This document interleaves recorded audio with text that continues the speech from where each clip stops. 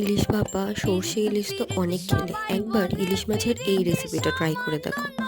এর জন্য দেখো আমি এখানে ইলিশ মাছগুলোকে প্রথমে নুন হলুদ মাখিয়ে নিয়েছি, আর অন্যদিকে বেগুনগুলোকে এভাবে লম্বা লম্বা করে কেটে নিয়েছি। তারপরে বেগুনগুলোকেও ভালো করে নুন হলুদ মাখিয়ে নিয়েছি। এবার ইলিশ মাছটাকে খুব বেশি না, হালকা ভেজে নেব, আর বেগুনগুলোকেও বেশ লাল লাল করে ভেজে নেব।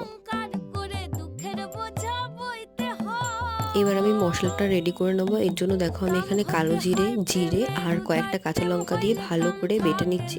তোমরা চাইলে মিক্সিতেও পেস্ট করে নিতে পারো।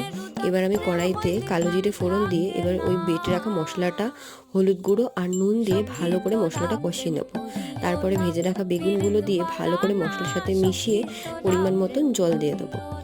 এবার কিছুক্ষণ ঝোলটা ফুটিয়ে তার মধ্যে কাঁচা লঙ্কা দিয়ে এক এক করে ইলিশ মাছগুলো দিয়ে 10 মিনিট মতন ঢেকে রান্না করলে রেডি আমাদের ইলিশ মাছের রেসিপি।